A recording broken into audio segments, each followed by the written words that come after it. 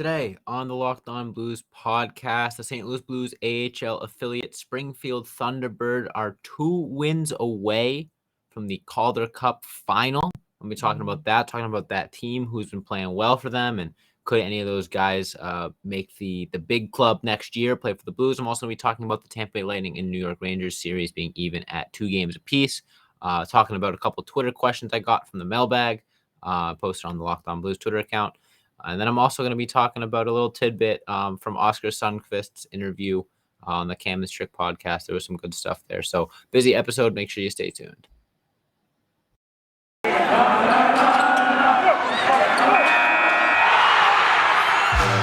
You're Locked On Blues, your daily podcast on the St. Louis Blues.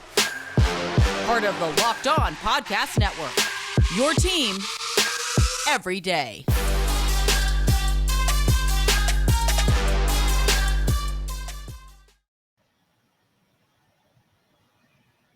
Ladies and gentlemen, welcome back to the Locked On Blues podcast, part of the Locked On Podcast Network, and your number one source for daily Blues content. I'm your host, Josh Hyman, as always, and got a good episode for you today. Like I said, lots to talk about. First things first, I'm going to be talking about the Springfield Thunderbird, Blues AHL affiliate. Like I said, they're putting on a good run in the Calder Cup playoffs right now. They are 2 wins away from stamping their ticket to the Calder Cup final. They're up 2-1 in their series right now, so we're talking about that. Before we get into that, though, I want to thank anyone and everyone out there for making Locked On Blues your first listen, because we are free and available on all podcast platforms. All right, so Springfield Thunderbird, they play tomorrow night at 7 p.m. against Laval. They are up 2-1 in the series, and it came in some pretty exciting fashion. In the last game, Will Bitton had himself 4 goals to propel the Thunderbird to a 6-3 victory. And, you know, obviously the Blues being out of the playoffs is disappointing. It's a bummer, but it's nice to know that the young guns, some of the, the more tenured Blues players that haven't had a chance to crack the big club are making a name for themselves in the Calder Cup playoffs. And it's fun to watch. It's obviously, it's not the Stanley Cup playoffs, but, it's still playoff hockey in any sense of it. So that being said, it's nice to see that some of these guys, some of these players that maybe, could potentially fight for a roster spot next year are performing well. Like I said, Will Bitton had himself 4 goals in their victory. He leads the club with 7 goals and 7 assists in 9 games for 14 points. Mackenzie McEachern is third on the team with 5 goals and 5 assists in 9 games for 10 points. One guy that really stands out for me that I think is going to potentially have himself a big role with the St. Louis Blues at some point is Nikita Alexandrov. It is his first year in the AHL. And through 9 games, he has 2 goals and 6 assists for 8 points, which is good enough for 5th on the team. He's been a really good player. He assisted, I believe, on a couple of Bitten's goals in that last one, including what turned into the game winner. So, it's good to see him performing well. I think he can have an impact. I think Will Bitton could have an impact as well as a depth guy. He doesn't have the youth that a guy like Alexandrov has, but he's producing at a really, really high level in these playoffs. It's always nice to have depth to see him sort of slotting in as a flying guy or like an extra forward, sort of a Nathan Walker type deal. Clem Costin, a disappointing performance, 6 points in 9 games, but I did hear a rumor that he's going back to the KHL after this season, so he might not ever play with the Blues. We can get into that in another episode. James Neal doing his thing, 6 points in 8 games. Mackenzie McEachern as well, like I said, 10 points in 9 games has been good, and I think he was the 3rd star with 3 assists in their most recent win. So it's nice to see sort of the usual suspects playing as well as they are. I want to check out the goaltending stats because I think Joel Hofer is having himself a pretty darn good postseason. Let's see. He's got oh my goodness. So through 6 games played for Joel Hofer in the Calder Cup playoffs, he is 6-0, including 1 shutout. But he has a 1.63 goals allowed average and a 958 save percentage. Hofer has been unbelievable for the Springfield Thunderbirds in this run so far. He maybe has been their most valuable player. 6-0 with a ridiculous 958 save percentage is incredibly impressive. And it's nice to see Hofer performing well. I think, even when he had his limit with the Blues, they definitely were flash of potential, and the Blues aren't in desperate need of a goaltender, but there's no issue with having a plethora of young goaltending, and the Blues seem like they have a pretty solid player in Joel Hofer. That being said, though, obviously they play tomorrow night, 7 p.m. I'm going to be tuning in. I think you guys should too. It's a lot of fun watching them play and watching some of the more the forgotten about Blues names play well, at a big playoff stage. That being said, though, that is all the time I have for the first segment.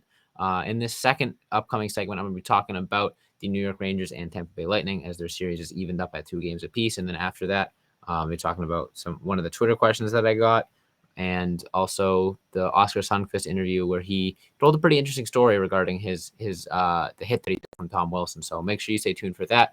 But before I get into that, I want to tell you guys about Athletic Greens. They have this great product. It's called AG1, and I use it all the time. It's just one little scoop you put into your water, and it promotes better gut health, more energy, optimized immune systems, all that sort of good stuff. And I'm not a college student anymore, but when I was, it was hard to find time in the day to eat well, to have full meals. So AG1 was very, very helpful, just putting it in my water bottle and taking it throughout the day. And plus, they support a lot of good causes. Athletic Greens is a climate neutral certified company. In 2020, AG purchased carbon credits that support projects protecting old growth rainforests. And for every purchase, they donate to organizations helping to get nutritious food to kids in need, including No Kid Hungry here in the U.S. So to make it easy, Athletic Greens is going to give you a free 1-year supply of immune-supporting vitamin D and 5 free travel packs with your first purchase. All you have to do is visit athleticgreens.com/NHL Network. Again, that is athleticgreens.com/NHL Network to take ownership over your health and pick up the ultimate daily nutritional insurance. I'll be right back with the second half of today's episode. All right, so flashback to Game 3. The New York Rangers held a 2-0 lead with about 10 minutes to go in the second period. And then ever since then, it has been all Tampa Bay. Tampa eventually obviously won that game. And then they won Game 4 in pretty convincing fashion. Let me pull up the score here because I don't remember it off the top of my head. 4-1 victory for the Lightning to even the series at 2 games apiece. Vasilevsky has looked unbeatable lately. Kucherov obviously has been doing his thing. And it's just the depth of Tampa is just proving to be a little bit too much for the New York Rangers. I don't think the Rangers are, screwed in this series. I don't think that they have no chance. But I definitely think that the advantage is with the Tampa Bay Lightning right now. They were down 2-0 in the series, obviously. And, anytime your back's against the wall like that, you gotta come out and play really good hockey for the next 3 games, at the very least to get yourself back in the series, because going down 3-2 to New York after being down 2-0 would be a tall task. Going down 3-1, whatever, if they don't come out and win both of those games, obviously, especially the first one, and go down 3-0, then there's a really good chance the Tampa Bay Lightning lose that series. But, unfortunately for the New York Rangers, the Tampa Bay Lightning are a team that has won back-to-back Stanley Cups and has won, what is it now, like 10 playoff series in a row, something like that. My math might be off there, but I mean, they're a team that's faced all sorts of deficits. They're a team that has consistently proven time and time again that no team in the NHL can hang with them over the course of a 7-game series. And right when it looked like all hope was lost for the Tampa Bay Lightning, they just stormed back, did what they did, and, almost effortlessly even the series up. Obviously effortlessly isn't the best word to describe it because, you still have to work hard for 60 minutes. It's a hockey. Hockey is like that. You can't just take shifts off and come away with a victory, but it never really looked like the Lightning were uncomfortable at any point. Even when they were down 2-0 in that Game 3, I don't think at any time where I was like, oh man, the Lightning are done. It's wraps for them. Yeah, I think Game 2, they definitely looked a little flustered. Game 1, they looked very rusty. But I don't think at any point I was doubting that the Tampa Bay Lightning still had a chance in the series. And I would assume that, fan reaction is similar. It's the Tampa Bay Lightning, you can never rule them out. And sure enough, here they are tied up at 2 games apiece. Now, by the time that you guys are watching this episode, they might have already played Game 5, which is tonight at 8 p.m. I'm not sure when this episode is going to go up, but still, regardless, look, it's a do or die for the New York Rangers. I think if the Rangers lose tonight's game, and there's no chance they win the series.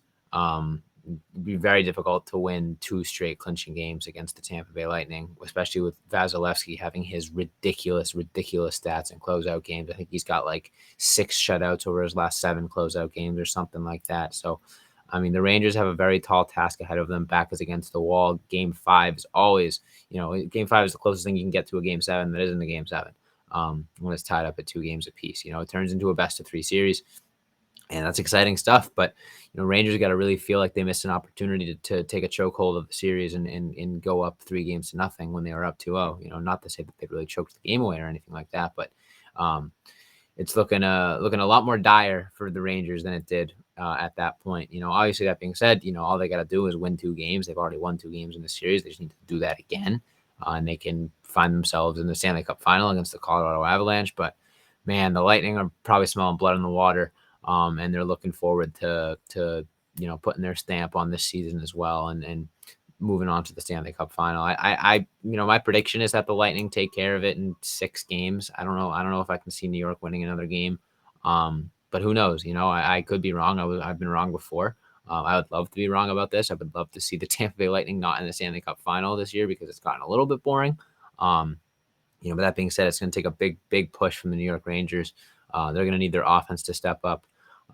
Scoring 1 goal in that last game is got to be very frustrating. They only scored 2 in the game before. So their offense has definitely gone a little bit quiet. Obviously, a big part of that is Andrei Vasilevsky being probably the best hockey player on the planet.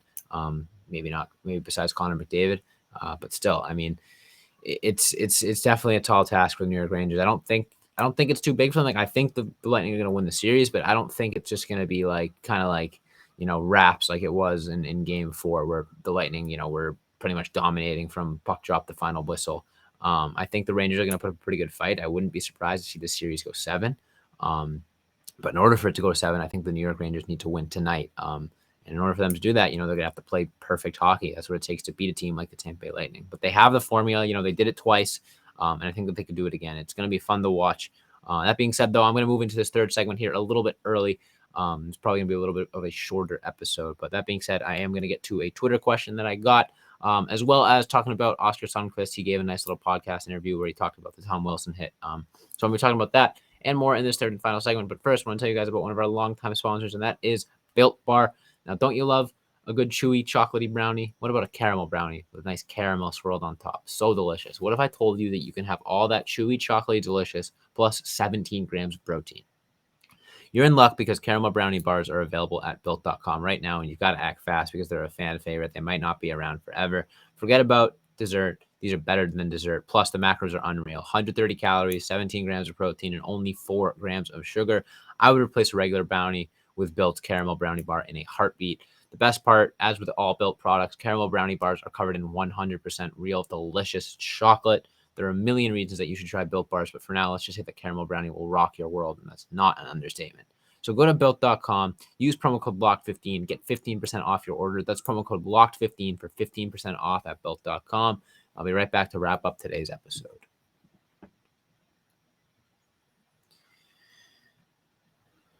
All righty. So one final segment. Doesn't mean there isn't a lot to talk about. First thing first, I did post a Twitter mailbag. Didn't get a whole lot of replies. Only got 1. Follow us on Twitter at Locked On Blues. I'll probably be doing the mailbags and stuff more often just with the offseason coming around and not having a co-host to bounce my thoughts off of. It's a little bit more difficult to come up with, 20 minutes of content to talk about. So, I'd love to get some feedback on Twitter, some questions, your guys' thoughts on the Blues. Well, if you have any thoughts or whatever that you want me to talk about in a future episode, just, hit me up on Twitter, YouTube, whatever. That being said, Jay on Twitter asks, how do the Blues go about improving their D next year? Does that answer come from within, or do they go the free agent / trade route? So, question, and obviously defense was the biggest liability for the St. Louis Blues this season. Definitely below par, especially in terms of some of the Blues teams in the past are kind of suffocating. Defense this year was a bit of a trend away from that, and that is solely just due to personnel. Obviously, injuries didn't help. Torrey Krug being out for pretty much the entirety of the playoffs was a big reason why the defense looked struggled as much as it did. I still think the defense really turned it around for the struggles that they had early in the season. I think that they definitely improved off of that, but still, I think it's pretty obvious that they could use an upgrade. Now the issue obviously comes in is the fact that there aren't really any big fish defensemen on the free agent market this year. So I don't think that the name that the Blues need is in free agency, especially considering the fact that they still have to bring back Husso, Perron, and Nick Leddy if they want to, and I don't think they're going to have money to go out and get a big guy in free agency. But that brings up the second point, and if they do want to have money to go after a guy in free agency, maybe that's going to come from a trade.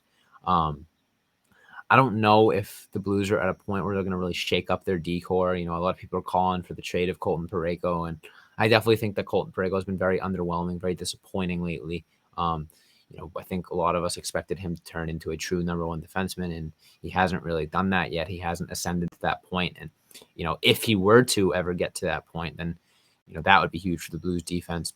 They still have Justin Falk, who is honestly probably a little bit closer to a number one defenseman than Colton Pareco is, and Torrey Krug is a great offensive defenseman as well, but they're definitely missing that guy. Ever since Pietrangelo left, there's definitely been a big shoes to fill that no one really has been able to. And this year they kind of tried to use the group effort on defense and not really just have a true number one guy and have almost 6 guys that you can play equal amounts. And that was okay at times. When the injury bug caught up, it definitely exposed some of the Blues' weaknesses at defense. And if they want to go that route again, I could see them just going for more depth defensemen, and avoiding a guy like Cale Rosen having to play big time playoff minutes, which is was one of the biggest struggles for the Blues in the postseason, was when Rosen got exposed on defense because he wasn't really cut out for that role. I don't know. I think it's definitely going to be telling once free agency starts to shape out what kind of contracts the Blues give to Perron and or Husso and or Nick Leddy. But in terms of whether that comes within, I wouldn't be surprised to see the defense look pretty similar to what it looked like this year, next season, just because they've got a lot of money and a lot of term to those guys. It's not like they have flexibility. It's not like they have any big defensemen coming off the books that they're going to try to replace. It's a little scary. I mean, I hope Perunovic can really turn into a really good player and play consistent top 4 minutes for the Blues next year. I think that could be an X factor that would really save their defense. But other than that, just kind of play the waiting game and see where that goes. So that being said, final thing I wanted to talk about, just a kind of funny little tidbit. You guys have probably already heard this. If you're listening to my podcast, you probably have listened to this on the Canvas Strict Pod. You probably saw it on Twitter. But Oskar Sundqvist, former St. Louis Blue, went on that podcast and talked about the Tom Wilson hit. And he had some interesting things to say.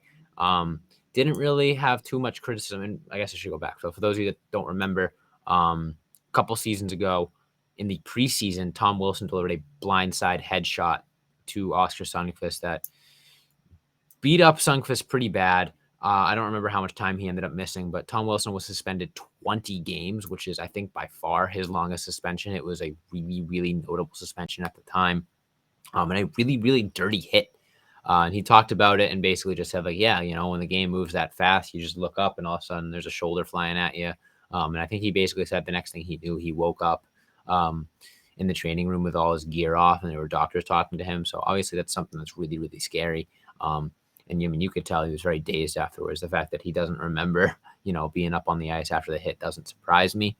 And said that, another thing he said that Tom Wilson never reached out to him via text or anything, but he did apologize the next time the Blues and the Caps played and Sundqvist was in the lineup. So take that for what you will.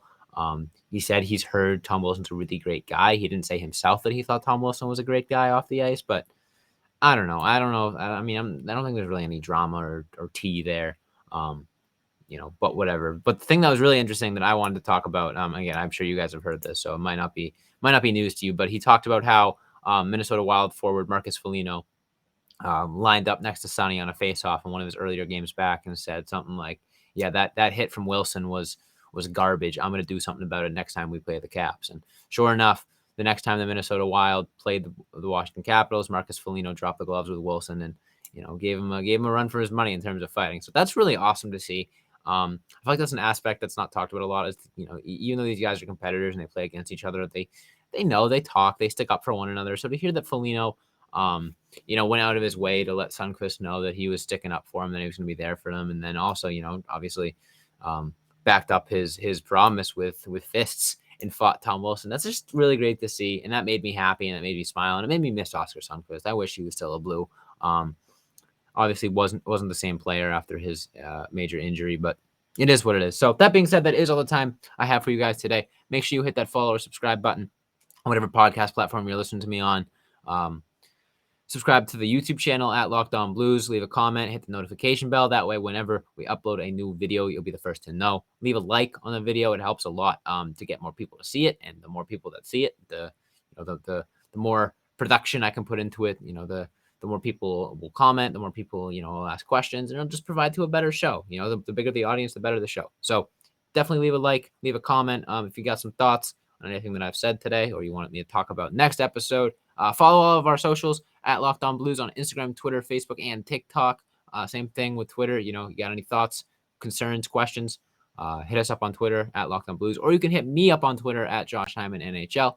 That being said, though, thank you all so much for listening. And as always, let's go Blues.